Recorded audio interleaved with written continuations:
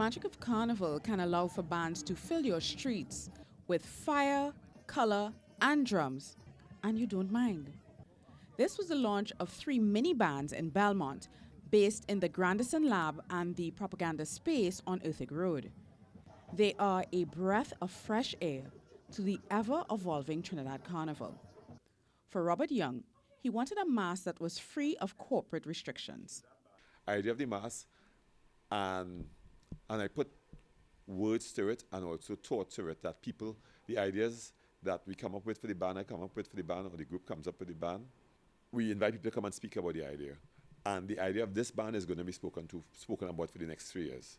Makeda Thomas of Belmont Baby Dolls has similar feelings. She said she made a strategic decision to have a mini band because it allows the masqueraders to interact more deeply with each other.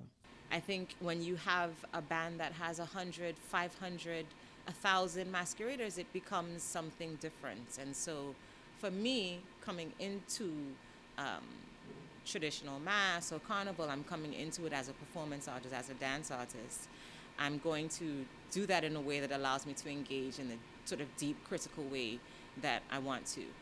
Baby Doll Mass is already a critique of teenage pregnancy.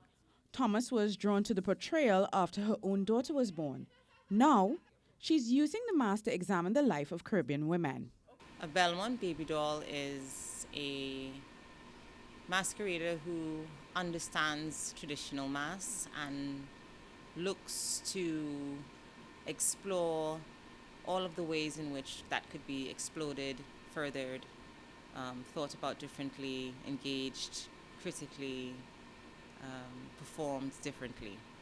Moco Moco, which means Moco Family, is a space for Moco Jumbie groups in the country to work on an idea together. So, community is essential. If anything we need, we just ask in the street outside, and it's a big part of the local community.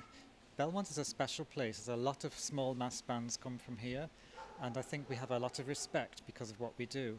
Vaughan has 2 queens under his belt, one as a designer for Touch the Sky, and another last year for his new band. He fell in love with the Moco Jumbie many years ago, even before he learned to walk on stilts himself. These are band leaders who are seeing their purpose in a deeper light. Young says his work with Vulgar Fraction this year will look back at the year 1970, what happened then, and what those events could mean for us today. And the streets will become a stage for him and his partners, their independent mass, exploring these themes on the road for Carnival. Soini Gray, CNC3 News.